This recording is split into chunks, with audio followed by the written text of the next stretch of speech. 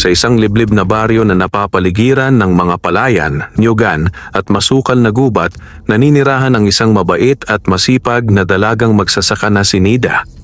17 taong gulang siya, payat ngunit matatag ang katawan, maamo ang muka at may mga matang laging nagliliwanag ng kabutihan. Kasama niya sa simpleng kubo ang kanyang amang si Tata Pedro, isang matandang balo na may sakit na rayuma at hirap nang magbungkal ng lupa. Araw-araw, si Nida ang bumabangon ng madaling araw upang magluto ng kanin at pritong tuyo bago magtungo sa bukirin upang magtanim at mag-ani ng gulay at palay. Sa kabila ng kahirapan, hindi naging mapagreklamo si Nida. Sa halip, siya ay kilala sa baryo bilang isang dalagang matulungin, mapagpakumbaba at may pusong bukas para sa nangangailangan. Isang gabi, habang bumubuhos ang malakas na ulan at tila yayanig ang bubong ng kanilang bahay kubo, may kumatok sa kanilang pinto. Tok! Tok! Tok! Nagkatinginan si Nida at ang kanyang ama. Abay, 10 oras na ng gabi. Sino kaya yan sa lakas ng ulan? Tanong ni Tata Pedro habang pinipilit tumayo mula sa banig. Ako na po, Itay. Ako na po ang titingin. Lumapit si Nida sa pinto at pagbukas niya ay isang eksena ang bumungad na nagpahinto sa kanyang paghinga. May nakatayo sa tapat ng kanilang bahay, isang babae at isang batang babae na basang-basa, nanginginig at mukhang gutom na gutom.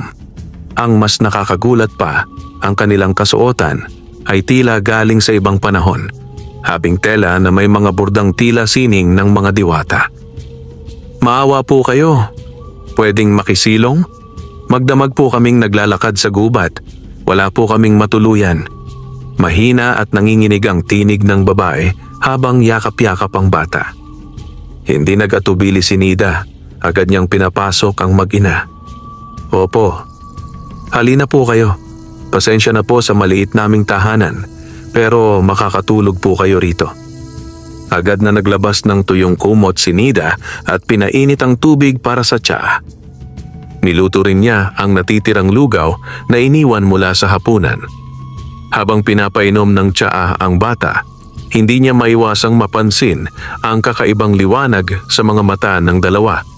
Tila kumikislap sa dilim. Salamat, Hija, wika ng babae. Ako si Salindra at ito ang anak kong si Lina. Ngumiti si Nida. Ako po si Nida, taga rito po sa Sitio Luntian. Masaya po akong makatulong sa inyo. Tahimik at mapagkumbaba ang dalawa, ngunit may kung anong kakaiba kay Salindra. Sa bawat pagkilos nito, tila ba hindi siya ordinaryong tao. Kahit basang-basa at pagod, may dignidad sa bawat salita at kilos niya. At ang mga mata niya ay may lalim na parang nakakita na ng libu-libong taon ng kasaysayan. Habang natutulog ang mag-ina, kinausap ni Nida ang kanyang ama. Itay, sa palagay niyo po ba, sila ay engkanto? Bulong ni Tata Pedro. Marahil, ramdam ko ang kakaiba nilang presensya, nak. Ngunit kung sila'y mabait at nangangailangan, dapat nating tulungan. Ang tunay na kabutihan ay hindi namimili kung tao man o hindi. Tumango si Nida. Sa kanyang puso, wala siyang bahid ng takot. Sa halip, ramdam niya ang isang di maipaliwanag na koneksyon sa mag-inang iyon. Tila ba tadhana ang nagdala sa kanila sa kanyang bahay. Sa labas ng kubo, ang ulan ay hindi pa rin tumitigil. Ngunit sa loob, sa simpleng liwanag ng gasera at mainit na palayok ng lugaw, isang bagong kabanata na ang nagsisimula. Isang kwentong maglalantad ng mahika, kabutihan at labang higit pa sa nakikita ng mata.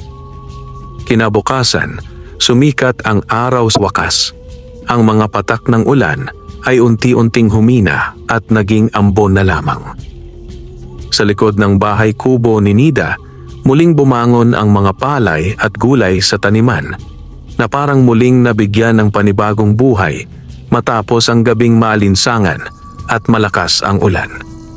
Maaga pa lamang ay gising na si Nida. Tahimik niyang pinagmasdan ang mag-inang mahimbing pa ring natutulog sa banig.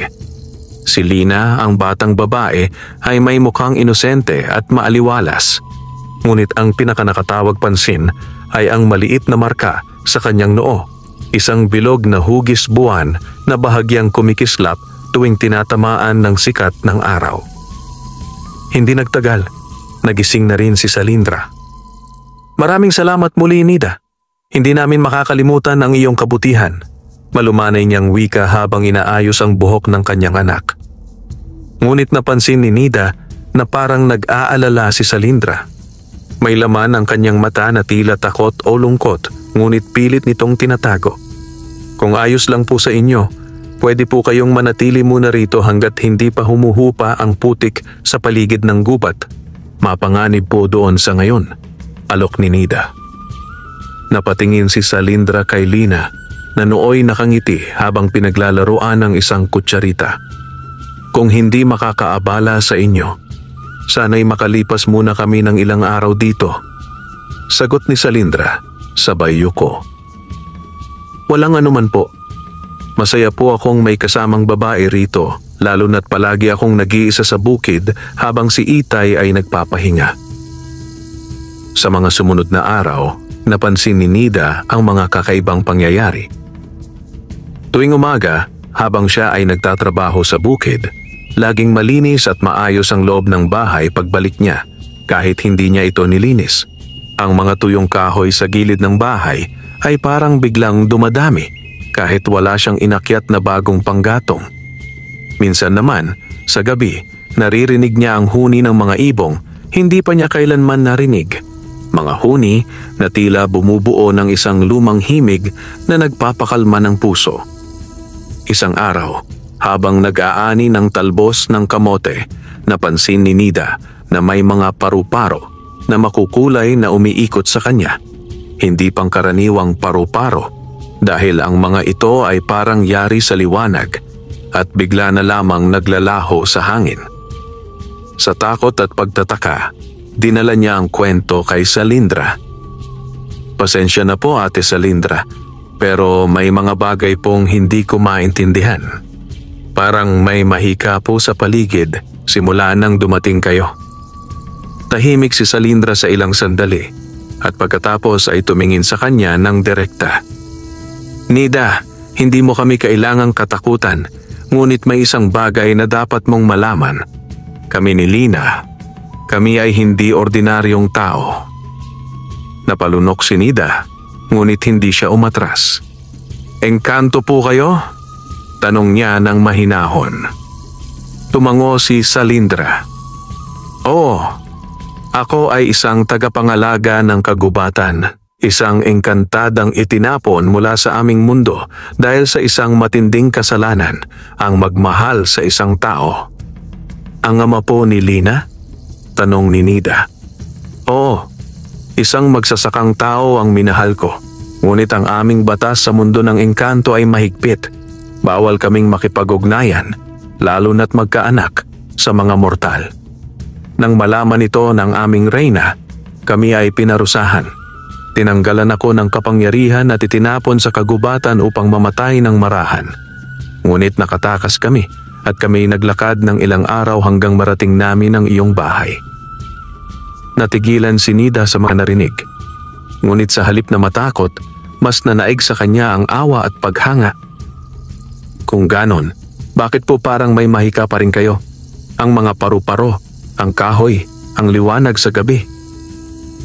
Kaunti na lang ang natitira sa aming kakayahan. Ngunit higit sa lahat, si Lina, siya ay isang mutya. Kakaibang nilalang na pinaghalo ng dugo ng tao at engkanto. Napakalakas ng kanyang enerhiya kahit hindi niya ito alam. Kaya kami hinahanap ng mga nilalang mula sa aming mundo. Gusto nilang kunin si Lina at dalhin sa kaharian upang ikulong. Hindi para protektahan, kundi upang gawing sandata. Napapitlag si Nida. At ligtas ba kayo rito? Baka pumapahamak kami. Ngunit bago pa siya matapos, biglang nagdilim ang paligid. Kumulog ng malakas. Sa may likod bahay, tila may gumapang na malamig na hangin at isang tinig na parang bulong ng mga puno ang narinig nila. Nandito sila, ang maginang ipinagbabawal. Agad na niyakap ni Salindra si Lina. Si Nida naman ay tumayo sa harap nila, hawak ang kanyang itak na ginagamit sa bukid.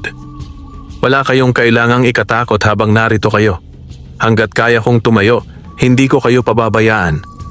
Mariing wika ni Nida.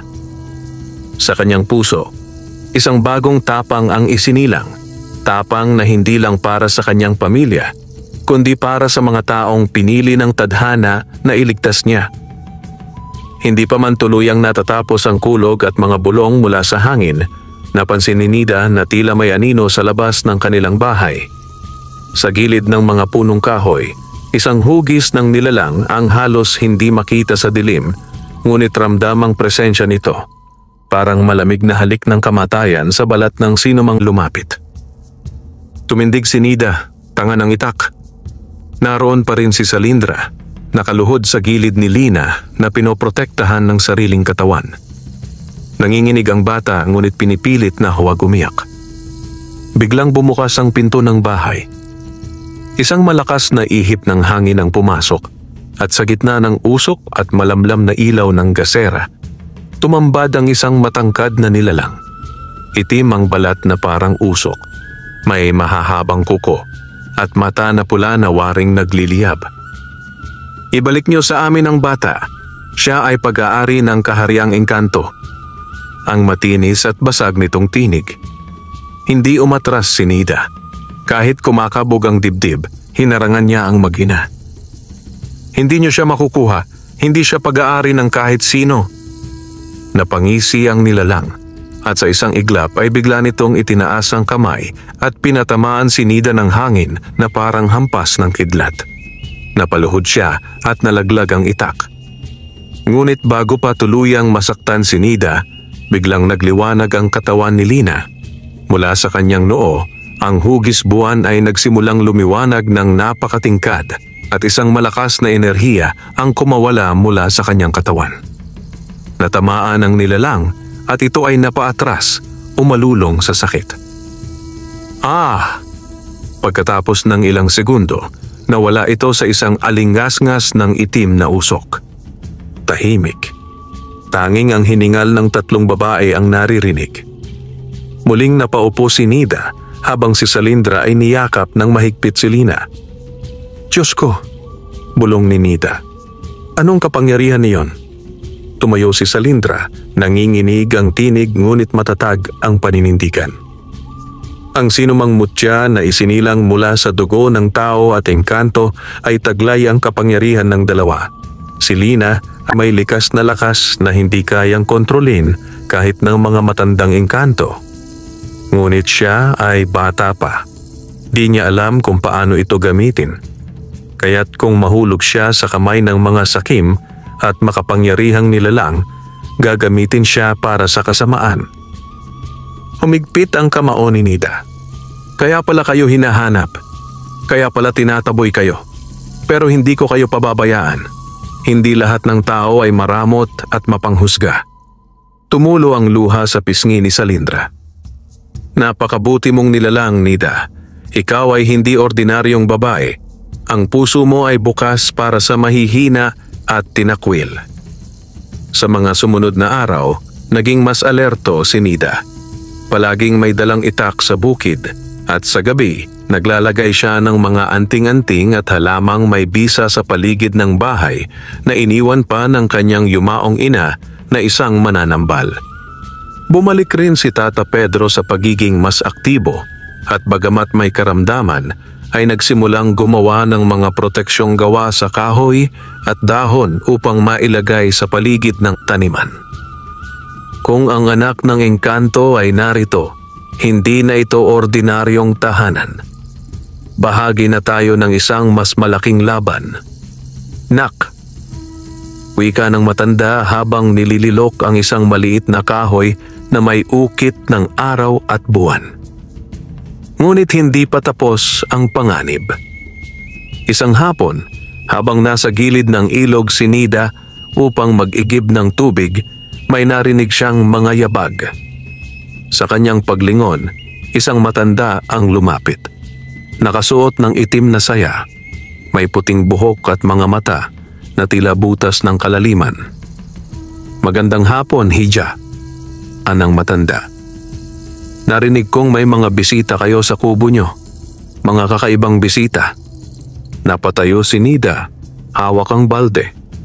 "Wala po kaming ibang kasama kundi pamilya," wika niya ng may pag-iingat. Ngunit ngumiti ang matanda at sa mga ngiti nitong may mga ngiping bulok, may lumalabas na bahid ng panlilinlang. "Ang ngalan ko'y Mangkukulam Loring. Hindi mo ako kilala, pero kilala ko ang nilalang na tinatago mo. At darating ang araw, Hija, na kailangan mong mamili, ang pamilya mo o ang buhay ng buong baryo." Napapitlag si Nida. "Anong ibig mong sabihin?" Ngunit hindi na sumagot si Loring. Tumalikod ito at unti-unting nawala sa gubat kasabay ng paglakas ng hangin at pag-iba ng kulay ng langit. Sa kanyang pagbalik sa bahay, niyakap siya agad ni Lina. "Nida, may paparating. Masama ang amoy nila." Sa pagsapit ng gabi, naramdaman ni Nida ang bigat ng hanging umiikot sa kanilang paligid. Ang malamig na simoy ng hangin ay tila may dalang bulong, mga lihim ng kagubatan, mga matang nakamasid sa dilim. Si Lina ay hindi mapakali at paulit-ulit na sinasabing, "Darating sila, darating na sila." Nagdesisyon si Nida na kausapin si Tata Pedro. "Itay, kailangan na po nating maghanda. Hindi po ito basta-bastang bisita. Isang masamang mangkukulam ang nakaalam ng lihim natin. Si Loring." Napakurap si Tata Pedro. "Si Loring? Ang mangkukulam sa kabilang bayan na biglang nawala ilang taon na ang nakalilipas?" "Anak, yan ay kilabot sa mga manggamot noon. Marami siyang sinumpang tao at halaman. Maraming pinaslang gamit lang ang bulong at ritual." Tumango si Nida. At mukhang siya ang pinadala ng mga engkanto para hanapin si Lina. Hindi na sila nagaksaya ng oras. Nagbabad si Nida ng dahon ng saging, tanglad at ugat ng damong ligaw na ipinagbilin noon ng kanyang yumaong ina. Ipinahid niya ito sa paligid ng bintana at pintuan. Gumawa rin siya ng pananggalang na kwintas na gawa sa mutya ng batot kahoy at isinabit sa leeg ni Lina. Samantala, si Tata Pedro naman ay naghukay ng maliit na hukay sa ilalim ng bahay kubo at doon naglagay ng asin, abo ng niyog at lumang amuletong itinago niya mula pa sa kanyang kabataan. "Hindi natin sila mapapalaban ng lakas sa lakas," anya. "Pero mararamdaman nila na ang lugar na ito ay hindi nila basta-basta malalapastangan." Nagdasal silang tatlo bago matulog, ngunit hindi sila tuluyang nakatulog. Si Lina ay parang gising pero tulala, habang si Salindra ay tahimik lamang sa isang sulok, pinagmamasdan ang langit na wala ni isang bituin. Hating gabi na. Ang paligid ay tahimik, hindi karaniwang tahimik, kundi nakabibinging katahimikan. Walang kuliglig, walang palaka, walang hangin, tila huminto ang mundo. At doon na nila ito narinig. "Nida! Nida!" Isang tinig ng babae. Pamilyar ngunit puno ng lamig, parang kasabay ng paggapang ng mga uod. Tumayo si Nida, kinuha ang itak at lumapit sa bintana. Sa ilalim ng punong mangga, nakita niya si Loring. Nakasuot ng mahabang itim na saya, may hawak na baston na tila gawa sa ugat ng punong patay. Sa kanyang likod ay may tatlong nilalang, mga balingkinitang anino na may mahahabang leeg at walang muka. "Wala kang karapatan na itago ang anak ng engkanto, Nida. Isuko mo siya at makakaligtas ka pa." Nanggigigil si Nida, ngunit hindi siya pinanghinaan. "Hindi siya alipin, isa siyang bata, isa siyang inosente at hindi siya sa inyo." Tumawa si Loring, mahinang halakhak na unti-unting lumakas. "Ano bang alam ng isang batang magsasaka na katulad mo? Hindi mo alam ang gulo na pinapasok mo, Hija. Kung hindi mo siya ibibigay, susunugin ko ang buong paligid at hindi lang kayo ang masasaktan, pati ang buong baryo. Ngunit bago pa makalapit si Loring, biglang may lumabas na liwanag mula sa dibdib ni Lina. Siya ay lumabas ng bahay, hawak ang kwintas na bigay ni Nida. "Hindi mo ako madadala," mahinang wika ni Lina. Ngunit sa tinig niyang iyon ay may bigat, may lakas na hindi mo aakalaing magmumula sa isang batang maliit. Isang bugso ng liwanag ang lumabas mula sa kwintas. Ang tatlong anino sa likod ni Loring ay natupok para silang usok na dinagit ng apoy. Napatras si Loring, napasigaw sa galit. "Hindi pa ito tapos!" sigaw niya bago siya naging abot usok at naglaho. Nang mawala si Loring, muling bumalik ang tunog ng gabi. May tumililing na kuliglig. May palakang tumalunton sa sapa. Bumalik ang buhay sa paligid. Napayakap si Lina kay Nida. "Hindi ko alam kung paano ko yon nagawa," anya, halos umiiyak. "Huwag kang mag-alala," wika ni Nida. "Hindi mo kailangang ipagtanggol ang sarili mo ng mag-isa. Nandito kami. Habang ako'y may hininga, hindi kita pababayaan." Napatingin si Salindra sa dalawa. Sa kanyang mga mata ay bakas ang luha ng pasasalamat. "Isa kang pambihirang tao, Nida. Hindi lahat ng tao ay kayang tumindig sa gitna ng dilim, lalo pat wala siyang kapalit. Isa kang ilaw." Ngunit alam nilang hindi pa tapos ang lahat. Ang pagkatalo ni Loring ay simula pa lamang. Mas malalakas pang nilalang ang susunod. At darating ang panahon na kailangang harapin ni Nida at ni Lina ang tunay na pinagmulan ng kapangyarihang gumising sa loob ng mutya. Makalipas ang ilang araw mula sa pagsalakay ni Mangkukulam Loring, unti-unti nang bumalik ang katahimikan sa paligid ng kubo ni Nida. Ngunit hindi iyon ang uri ng katahimikan na nagbibigay gaan sa dibdib. Ito'y tahimik na tila may nagmamasid, nag-aabang at nagtatago sa likod ng mga punong gubat. Alam nilang darating ang susunod na panganib at sa susunod na pagkakataon, maaaring hindi sapat ang taglay na kapangyarihan ni Lina upang makaligtas silang lahat. Isang gabi, habang nakatingin si Nida sa mga bituin, nilapitan siya ni Salindra. "Nida," mahina ngunit matatag ang kanyang tinig. "Panahon na upang hanapin natin ang tanging nilalang na maaaring tumulong sa atin." Seryoso si Nida. "Sino po?" "Ang matandang tagapangalaga ng Agos Lunti. Isang diwata na matagal nang lumayo sa aming kaharian dahil hindi siya sang-ayon sa pamumuno ng reyna ng mga engkanto. Isa siya sa huling nilalang na makapangyarihan, ngunit may pusong dalisay. Tanging siya lamang ang makakaturo kay Lina kung paano kontrolin ang kanyang lakas." "Nasaan po siya matatagpuan?" "Sa paanan ng bundok Alapaap, sa pusod ng kagubatang hindi nilalakaran ng tao. Ngunit ang landas patungo roon ay delikado. May mga bantay, at tanging isang tao lamang na may pusong malinis ang makakalapit sa kanya ng ligtas." Tumango si Nida. "Ako na po ang pupunta." Nagulat si Salindra. "Hindi, mapanganib ang lakad na ito. Hindi ka nilalang ng aming mundo. Pero tao rin ako na may paninindigan. Kung ang buhay ni Lina ay nakasalalay dito, hindi ako pwedeng maghintay lang. Ako ang nakakita sa kabutihan ninyong mag-ina, kaya ako rin ang may responsibilidad na gawin ang nararapat." Kinabukasan, bago pa sumikat ang araw, nag-empake na si Nida. 2 balot ng pagkain, 1 bote ng tubig mula sa balon, ang kanyang lumang itak at isang maliit na tela ng dasal na iniwan ng kanyang ina. Binigyan siya ni Salindra ng 1 piraso ng kristal, maliit, berde at malamig sa palad. "Ito ang kristal ng Alapaap. Gamitin mo ito bilang gabay. Ilapit mo ito sa mga halaman at ilog. Kikislap ito kung tama ang iyong daan." Yumakap si Lina kay Nida ng mahigpit. "Babalik ka, di ba?" "Babalik ako, at kapag bumalik ako, mas ligtas na ang mundo mo." Nagsimula na ang kanyang paglalakbay. Tinahak niya ang daan patungong silangan, kung saan naroroon ang masukal na kagubatan ng Kadlum, isang lugar na pinamumugaran ng mga ligaw na espiritu at mailap na hayop. Sa unang araw ng kanyang paglalakad, inabutan siya ng ulan. Mabigat ang kanyang katawan dahil sa putik at lamig. Ngunit tinuloy pa rin niya. Ginamit niya ang kristal ng alapaap upang tukuyin ang tamang direksyon.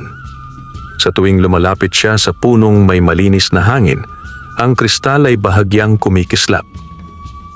Ngunit sa ikatlong gabi, habang siya ay nagpapahinga sa isang tuyong bahagi ng gubat, nakarinig siya ng sigaw ng isang batang babae.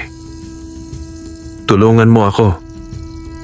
Tumindig ang balahibo ni Nida. Alam niyang hindi ito ordinaryo. Tumayo siya, hawak ang itak at sinundan ang tinig. Sa kanyang paglapit, isang nilalang ang kanyang nakita. Isang batang babae na nakatayo sa ilalim ng punong matanda, walang anino at nakangiti ng malamig. "Salamat at sumunod ka, Nida." Sabay unti-unting nagbago ang anyo. Ang batang babae ay naging isang nilalang na puro balat, may mahahabang kuko at bungangan abot tainga. Agad na umatras si Nida. Tinaga niya ang hangin sa harap niya at sinambit ang dasal ng kanyang ina. "Sa ngalan ng liwanag, ako'y tagapagtanggol ng inosente. Lumayas ka sa daan ng kabutihan." Sumiklab ang liwanag mula sa tela ng dasal na isinabit niya sa kanyang dibdib. Napaatras ang nilalang at naglaho ito sa usok. Hingal na hingal si Nida, ngunit tumayo siya at nagpatuloy pa rin sa paglalakad. Pagkalipas ng 4 na araw, narating din ni Nida ang paanan ng bundok Alapaap. Ang ulap ay tila bumababa sa lupa at ang mga halaman ay kumikislap ng bahagya. Sa kabila ng pagod, naramdaman niya ang kapayapaan. Doon niya nakita ang isang maliit na kubo na yari sa puting kahoy at gininto ang dahon. Sa harapan nito ay may matandang babae. Mahaba ang buhok, kulay pilak at ang balat ay tila marmol. "Nida," wika ng matanda bago pa siya makalapit. "Inaantay na kita." "Isa po ba kayo sa tagapangalaga ng Agos Lunti?" tanong ni Nida. "Ako si Deandra at ako ang tagapag-ingat ng lihim ng balanse sa pagitan ng mundo ng tao at ng mundo ng engkanto." Lumuhod si Nida sa kanyang harapan. "Pakiusap po, tulungan ninyo kami. Ituro ninyo kung paano maprotektahan si Lina, kung paano niya mapapangalagaan ang kanyang kapangyarihan, hindi lamang para sa sarili, kundi para sa kapayapaan." Ngumiti si Deandra at itinaas ang kanyang kamay. "Tumayo ka, Nida. Hindi ko lamang tuturuan si Lina, tutulungan din kitang tuklasin ang kapangyarihang matagal nang nananahan sa loob mo. Dahil hindi lang engkanto ang may kakayahang magligtas ng mundo, kundi pati isang taong may pusong dalisay." Sa malamig at mabangong hangin ng bundok Alapaap, nagsimula ang bagong yugto sa buhay ni Nida. Sa piling ng matandang diwata na si Deandra, unti-unti niyang natuklasan na ang kanyang kabutihan at paninindigan ay higit pa sa pagiging simpleng katangian ng isang mabait na dalagang magsasaka.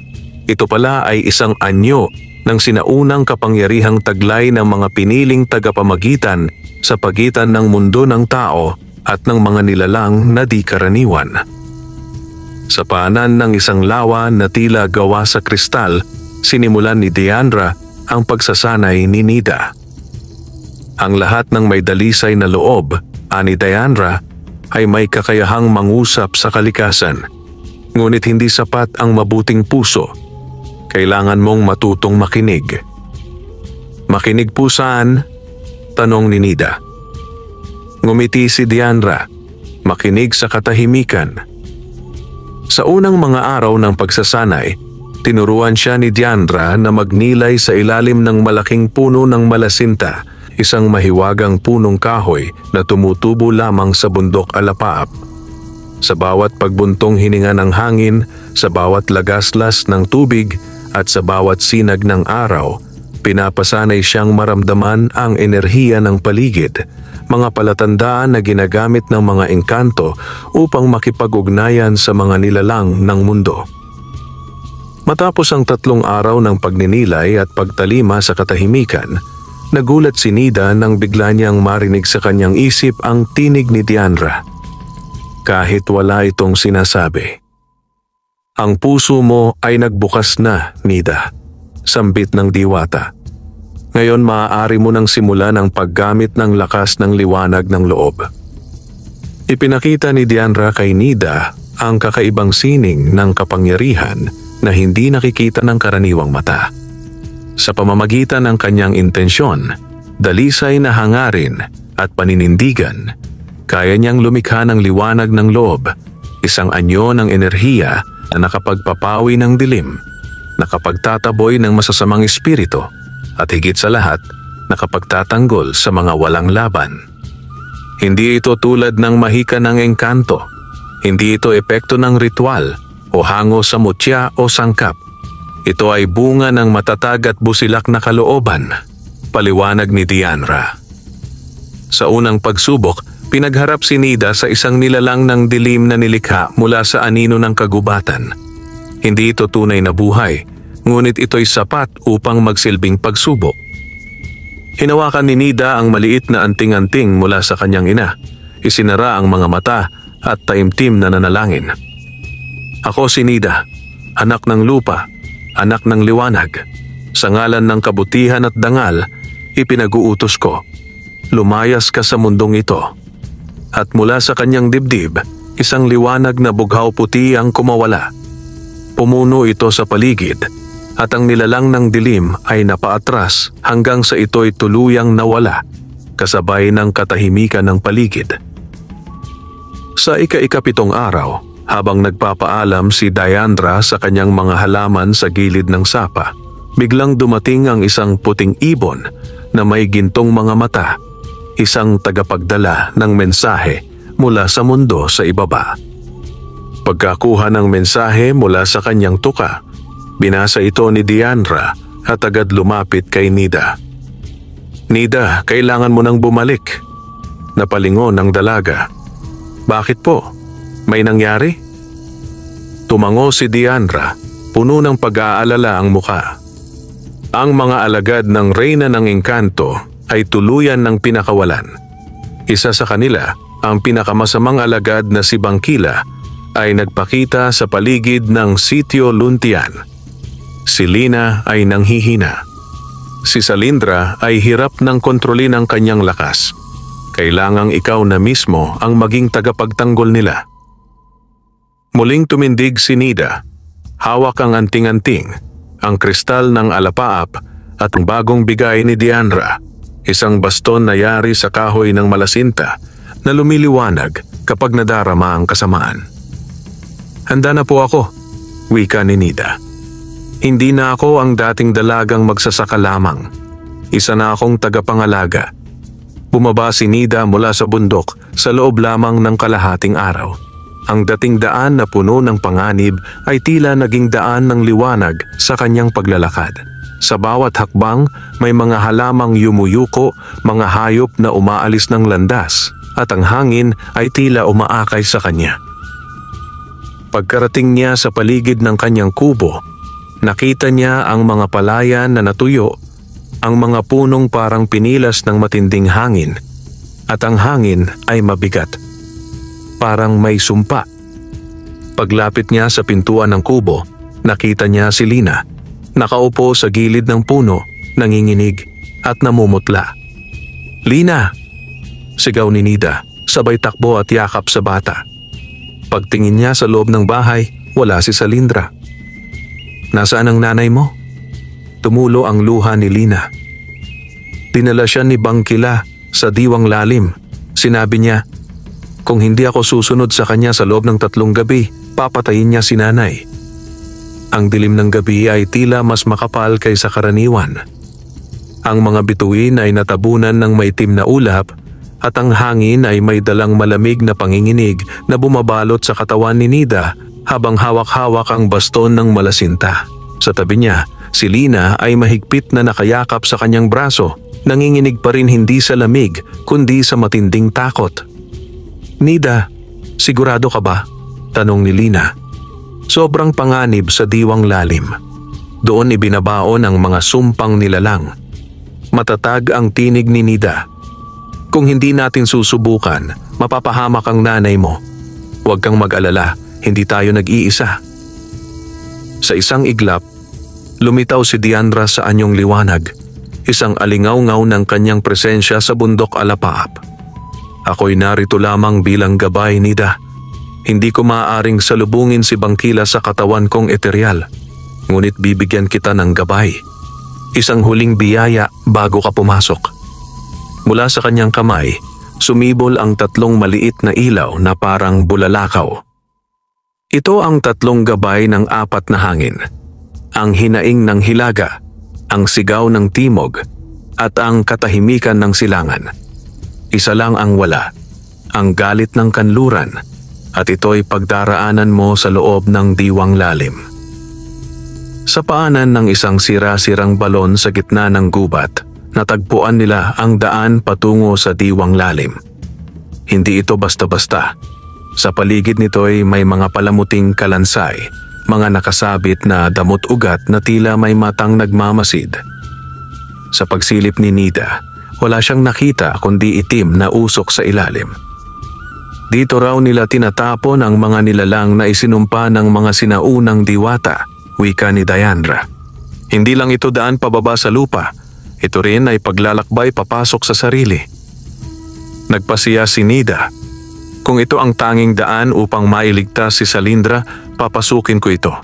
Kasama mo ako, Lina? Tumango si Lina, bagamat halata ang takot. Hindi kita iiwan. Magkahawak kamay silang lumundag sa lagusan at ang buong paligid ay naglaho sa itim. Pagbukas ng kanilang mga mata, nasa loob na sila ng isang lugar na tila hindi bahagi ng mundong alam nila. Ang lupa ay gawa sa malaabot nagbabagang bato. Sa paligid ay mga punong tuyot na may nakasabit na anino. Ang hangin ay mabigat at may mga tinig sa di kalayuan. Tila mga kaluluwang umiiyak at humihingi ng saklolo. Maya-maya, may isang nilalang na lumapit. Isa itong matandang lalaki na wala ng mga mata, ngunit may pakpak na parang paniki.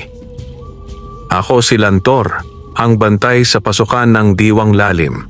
Kung gusto mong tumuloy, kailangan mong sagutin ang 3 tanong. Tanong? Tanong ni Nida. Oo. Dahil dito, hindi lakas ang tunay na susi, kundi katotohanan. Tumango si Nida. Handa na ako. Unang tanong. Ano ang tunay mong hangarin sa pagliligtas kay Salindra?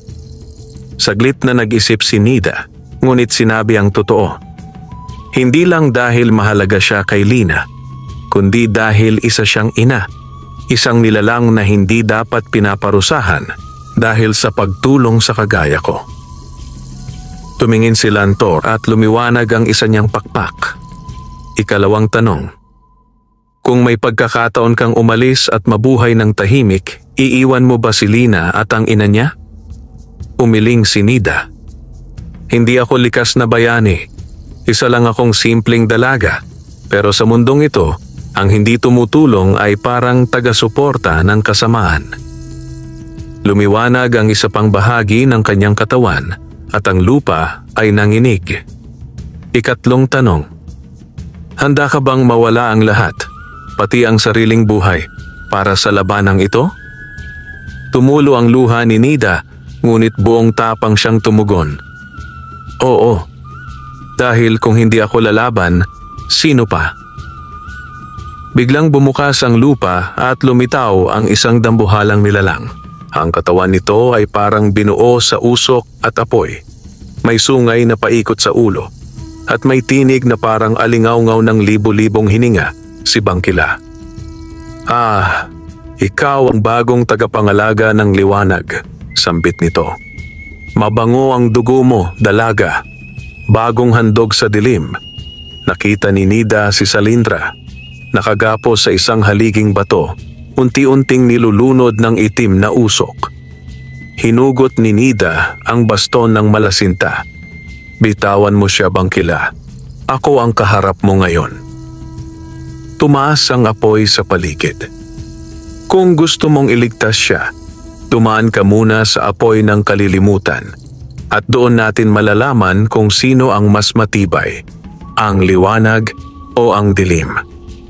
Sa gitna ng diwang lalim, humarap si Nida, ang simpleng dalagang magsasaka sa pinakamalupit na halimaw ng kadiliman. Si Bangkila, ang nilalang na isinumpa ng mga sinaunang diwata dahil sa kanyang kasakiman at ngayon ay nagpapasasa sa kahinaan ng mga nilikha. Ang paligid ay naging pugon ng naglalagablab na apoy. Si Lina, ang anak ni Salindra, ay kinulong sa isang bilog na nilikha mula sa aninong umuusok. At si Salindra, ang inang engkanto na minsang tumulong kay Nida, ay unti-unti nang nilalamon ng itim na usok ng pagkalimot. Ngunit sa kabila ng apoy, usok at takot, nanatiling matatag si Nida. Hinawakan niya ang baston ng malasinta na ngayon nababalutan na ng liwanag. Tumibok ito sa kanyang palad, tila sinasabing, "Ikaw ang huling pag-asa, Nida." "Ano ang kinatatakutan mo, anak ng lupa?" Malalim na tinig ni Bangkila, sabay hampas ng kanyang kamay na nagpakawala ng apoy sa paligid. Mula sa sahig ay lumitaw ang mga imahe ng nakaraan ni Nida, ang panlalait ng mga tao, ang gutom sa kanyang pagkabata, ang kawalang pag-asa. "Nakita mo na ba ang sarili mo, Nida? Isa kang aliping walang kapangyarihan. Maglingkod ka sa akin at bibigyan kita ng kapangyarihan. Mawawala ang iyong kahirapan." Ngunit mariing umiling si Nida. Ang tunay na kapangyarihan ay hindi galing sa takot o kasakiman, kundi sa malasakit at katapatan. Sumambulat mula sa baston ng puting liwanag. Tinamaan nito ang apoy at usok na tila umatras sa puwersa ng sinseridad ni Nida. Habang humihina si Bangkila, isang gintong liwanag ang sumilay mula sa gitna ng usok. Unti-unting gumaan ang muka ni Salindra, bumalik ang kanyang lakas at sumigaw siya. "Nida, hawakan mo ang mutya ng paglinang. Nasa puso mo yon." Napatingin si Nida sa kanyang dibdib. May nagniningning sa loob niya. Isang mutya ng kulay berde at pilak, lumulutang mula sa kanyang puso. Sa kanyang kabutihan, nabuo ito bilang gantimpala ng kalikasan. Hinawakan niya ito at sa sandaling iyon, sumambulat ang malawak na liwanag sa buong diwang lalim. Parang nilinis nito ang bawat sulok ng kasamaan. Si Bangkila ay nagsisigaw, unti-unting natutunaw, habang ang kanyang katawan ay nagiging abo at usok. Nang mawala ang halimaw, unti-unting lumiwanag ang buong paligid. Ang dating madilim at mapanglaw na diwang lalim ay naging isang hardin ng mga bulaklak at punong mulit-muling nagsisibol. Si Lina ay nakalaya sa anino at niyakap niya agad si Salindra. "Salamat sa iyo, Nida." Umiiyak si Lina. "Walang ibang lalaban para sa amin kundi ikaw." Si Diandra, sa kanyang liwanag na anyo, ay muling lumitaw. "Hindi ka na isang karaniwang dalagang magsasaka. Isa ka ng tagapangalaga ng kalikasan, isang kabataang pinili ng liwanag." Pagbalik nila sa itaas, sa maliit na kubo ni Nida, nagbago na ang lahat. Ang dating tuyot lupa ay naging masagana. Lumago ang mga pananim na dati halos hindi tumubo. Ang ilog ay dumaloy muli at ang mga hayop sa paligid ay nagbalik. Ang mutya sa puso ni Nida ay hindi nawala, ngunit naging bahagi na lamang ng kanyang diwa. Hindi na niya kailangang hawakan dahil siya mismo ang naging tulay ng kabutihan. Si Salindra at Lina ay nanirahan sa gubat bilang tagapangalaga ng engkantadong lugar. Si Nida naman ay bumalik sa pagsasaka, ngunit ang kanyang mga ani ay laging masagana. Pinuntahan siya ng mga tao, hindi para laitin, kundi upang humingi ng tulong at magpasalamat. Pagkaraan ng maraming taon, naging alamat sa kanilang nayon si Nida. Ikinuwento sa mga bata na minsan, may isang dalagang magsasaka na tumulong sa mag-inang Engkanto at sa kanyang kabutihan, niligtas niya ang kalikasan sa kamay ng kasamaan. Hindi siya naging reyna o mayamang donya. Ngunit siya ang naging inspirasyon ng isang bayan at tagapangalaga ng isang mundong palaging nangangailangan ng liwanag, wakas